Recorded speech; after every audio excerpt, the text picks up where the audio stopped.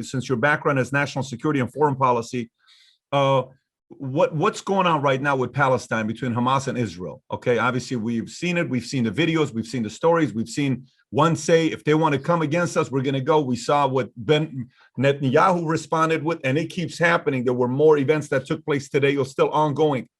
How ugly can this get? Or do you think this is going to calm down and it's going to be the traditional war that they keep having, every few years? You think this can get ugly, or you think it's going to calm down? No, I think the Trump administration basically looked at this and said, look, we're not going to let the Palestinians get in the way of Middle East peace anymore. In fact, they're out of the equation.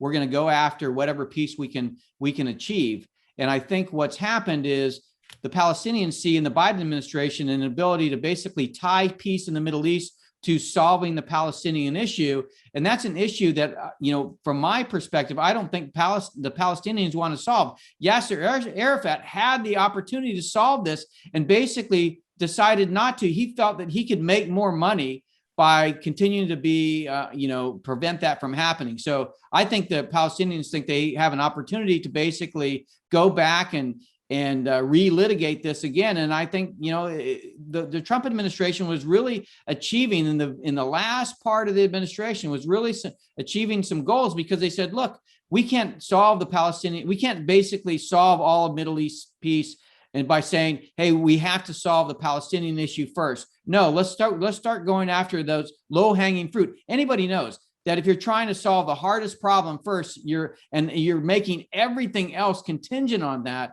you're going to be you're bound for failure. And I think that the Palestinians sense that, and I think that's what that's why they're doing this. What's the right move to make today for U.S.? What is the right move in U.S. to make? Now, obviously, we're not a Trump administration. We're a Biden administration. It's a different one. What is the right move for America to make that we're watching this taking place? They're going back and forth. It doesn't seem like it's slowing down. Obviously, we know historically Israel has got one of the strongest air forces, and everybody knows how powerful their Hamas is. Their what is it? Assad is their secret. The intelligence they gathered. They're one of the best in the around the world. But what role should America play in this?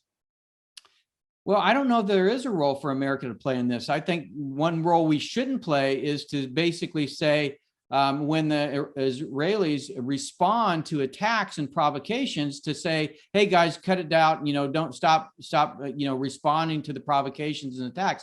I think, quite frankly, it's let the Israelis settle it, and don't in any way support or give any kind of credence to or support for what the Palestinians are doing. I think that's what they're hoping to see. They want to see something, any kind of sliver of sign of the Biden administration that would give them indication that they're going to come down on Israel to prevent them from responding to the provocations and attacks. I saw earlier today, Biden talked about the fact that they're going to stay out of their way and kind of try to let them hash it out, which I think you probably agree with that decision. But you're seeing a lot of people on the news that are saying things like, I heard a story from Trevor Noah. He was explaining this whole thing, and he says, "Oh, I don't know. I know people are going to get upset, but when I was a kid and I was growing up, I would fight with my brother and sister. And one time my younger brother hit me, and I hit him back. And my mom said, why would you hit somebody that they can't hurt you? Why hurt somebody that even though they hit you first?" There is this fantasy of, hey, I know they're bombing us, but we know you can destroy them. Just let it go. Just let it go. Why is it so important for Netanyahu to not just look the other way, instead to retaliate? What is the downside of him not retaliating versus him retaliating? I think if you don't retaliate, if you don't deal with the attacks and the provocations, then you invite more. You invite more. Sense. It happens all the time. Did you say you invite more? You invite more. You invite more attacks. Now all of a sudden you've got the Lebanese coming in and joining in, and maybe even the Syrians. You have to.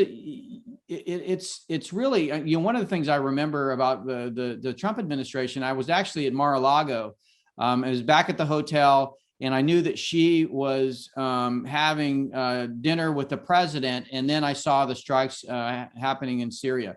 So the strikes happening in Syria were twofold. One was to basically deal with the use of chemical weapons, but also to tell Xi that, hey, I mean business. So in a lot of ways, you have to basically meet provocation with strength, or else you're inviting more attacks. So if you like this little short clip from an interview I did, click over here to watch the entire interview. And please don't forget to subscribe to the channel. Take care, everybody. Bye-bye.